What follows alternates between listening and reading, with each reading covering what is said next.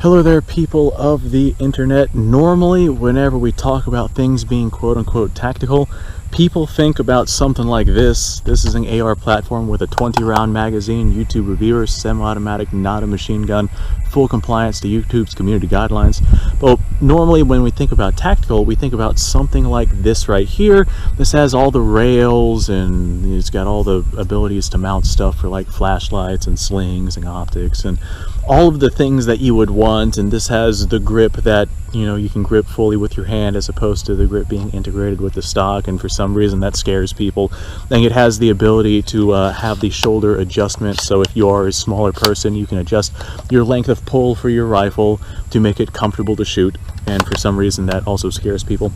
But this right here is what people normally think of whenever it comes to quote-unquote tactical situations. But this right here is a modern version of what tactical is. Nowadays, something like the old school military surplus bolt action rifle would be seen more as like a hunting rifle or something like that. But this right here was very much a tactical rifle way back in the day. Whenever it comes to tactical, the idea of something being tactical just means that it gives you the best capabilities to be able to perform whatever task it is that you're wanting to perform. So although this generation and this technology came out in the 1950s, this right here is just this generation's version of that technology. But this right here, we're going to say like 1950s and later, is this generation's version of technology.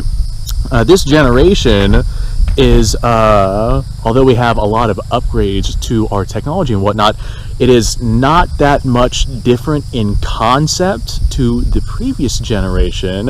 So I want to go ahead and look at some previous generation weaponry and what you would look at to get the most tactical advantages out of the previous generation's weaponry. So first thing first, I think that I should start off with this. In terms of the tactical capabilities of the previous generation, cutting edge technology from like before World War I up to, I don't know, the 1980s, potentially even later than that. The 1911 was the cutting edge technology of that time period. 45 ACP, very, very powerful. Magazines mean that you can reload these much faster than something like revolvers. This being a semi-automatic platform, there, you know what, I'm not going to go into the pros of the 1911, but this right here is a good example of something that would have been tactically viable in the previous generation of weaponry. This right here was the go-to thing for people to have. So let's go ahead and pick a time period, and we'll call it like 1940. Let's say it's 1940, and I'm picking a loadout. This right here would be the most tactically capable handgun I would pick in that loadout if the year was 1940. Now, of course, me being blind, I'm not going to really be engaging in distances past 100 yards. However, if I needed the capabilities, the M1 carbine, a self-loading rifle, would be, well, a self-loading carbine, I guess, would be capable out to the distances past that 300-yard mark. Now, this right here wasn't adopted until 1942, so there is, you know, that nomenclature there. So let's go ahead and say it's like the 1940s versus just 1940. But the M1 carbine, this right here, would be a very good option for a quote-unquote tactically capable rifle, because most of your situations aren't going to take place past 300 yards, and the M1 carbine cartridge, 30 caliber carbine, is capable out to that 300-yard mark. As a matter of fact, even the sights range out to the 300-yard mark. So this right here is definitely a good, viable, tactical, capable option for the time period that we are talking about. As a matter of fact, this right here would be considered cutting edge technology. Now, let's say my M1 carbine serves me well and I do whatever it is that I'm going to do with it, but I end up needing a full power rifle cartridge. Maybe I find myself in some plains or a desert or something like that, and I'm like, okay, I got to be able to stretch out to a distance. Well, getting my hands on a good solid M1 Garand or Garand, however it is you want to pronounce it, self-loading battle rifle, in-block clip fed, for that generation, this right here is probably one of the most tactically capable rifles that you could get your hands on. Combine the M1 Garand to serve your purposes and your M1 carbine as like a secondary firearm, and then the 1911 as your sidearm. And boy, oh boy, you had yourself like quite the tactical capabilities during that time period. That was absolutely the cutting edge technology that existed at that time. Let me throw in my earmuffs here. But you're out with your M1 Grand. This is partially loaded. I've only got a couple of rounds because I'm poor. You're out with your M1 Grand in 30-06, doing the things that you're doing, and I don't know what it is that you would be doing, but if you found yourself in a situation where having tactical advantages would be ideal to whatever opposing force it is that you have going up against, 30-06 M1 Grand semi-automatic, great way to go. Oh boy, that is a powerful cartridge, and I like the ping. But 30-06 M1 Grand, great way to go, excellent rifle for that time period. Or maybe you're in a situation where maybe you don't need that much firepower, and having external magazines like the M1 carbine would be ideal. I actually don't have any ammunition for my M1 carbine, so we're gonna go ahead and just act like I shot it, I guess. But let's open that up. Bang, bang, bang, bang. It's 30 caliber carbine. I'm sure you guys have seen these fired plenty of times. Lots of tactical advantages for something like this. This right here is your pistol caliber carbine. To be able to do all of your pistol caliber carbine needs, since the intermediate caliber cartridge wasn't necessarily all that popular of a thing during this time period, having a full power rifle and a pistol caliber carbine is probably going to be the best tactical setup that you could feasibly pull off. Now, on top of that, got your sidearm, your 1911, just in case you end up needing your sidearm for anything. If your rifle is too much, or if you're in a situation where you don't have your M1 carbine or something like that, and all you have is your 1911, this right here is a incredibly capable handgun for that time period. I'm surprised the steel didn't fall down on that one. It looks like it's just barely holding on up there. But after you're out of ammo, man, in comparison to a revolver, especially if you don't have like a speed loader or something like that, old magazine out, new magazine in, drop that slide, and you are ready to continue to go and put more lead down range. Now that right there is the best case technology during that time period, but maybe you're poor and like me and you can't get the most cutting edge technology. I want to go ahead and talk about some poor loadouts for something like that.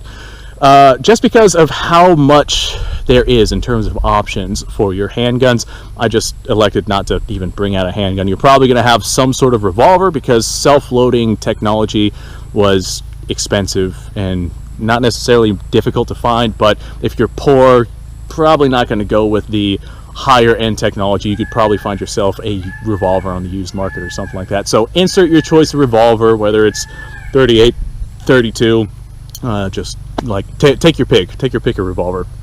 There's not really all that big of a concern of mine, but the odds are you're going to have a revolver if you can't afford the more modern weaponry. So on top of that, your full power rifle probably wouldn't be a self-loading rifle. It would probably be some sort of Mauser. This right here is my Turkish Mauser I had shown off. And this is not a bad option for the time period. By modern standpoint, no, I would not want to use one of these in any context that requires any sort of practicality. But I mean, these are 5-shot, bolt-action fed.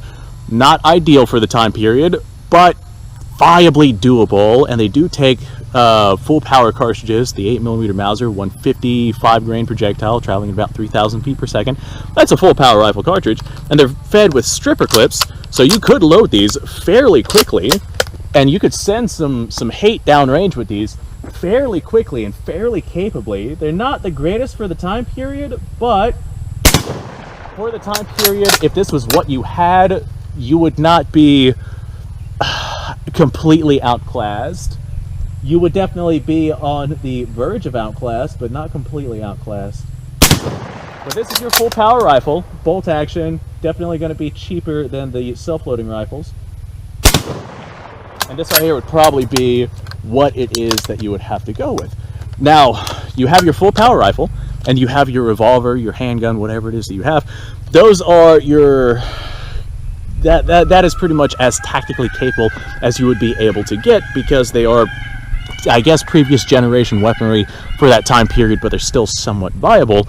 And for your pistol caliber carbine, for your tactical advantage, you would probably have some sort of lever action or some sort of fast repeating action. This is a Rossi R92. maybe you had something that is like a family heirloom or something like that. I guess if you have yourself a 3030, I guess technically that would count as an intermediate cartridge, but I mean, there's just such a variety of lever actions that would be out there, such a variety of different options for you to be able to pick from. So I'm just going to go ahead and say odds are, if you were looking for a PCC or something like that and you couldn't afford the modern self-loading rifles, you would probably end up going with some sort of lever action of your choice. This is 357 Magnum.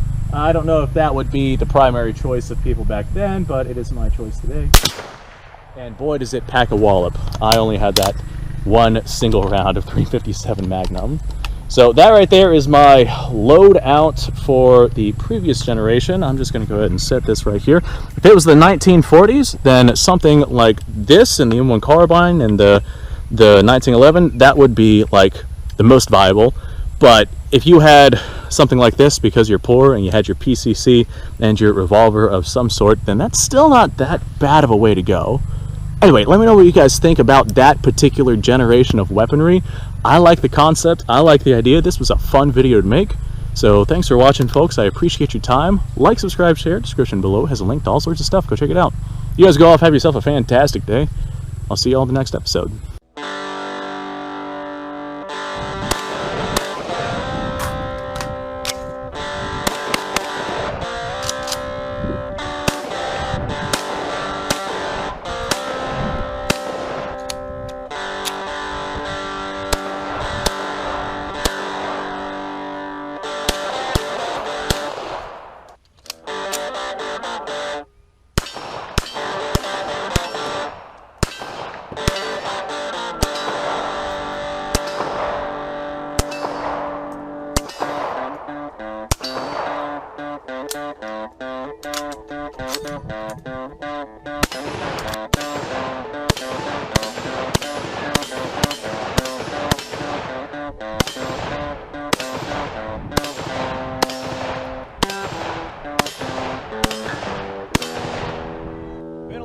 Since I've done this.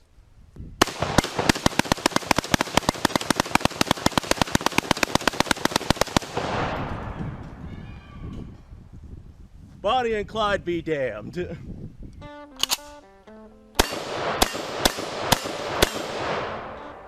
Poor man's Garen.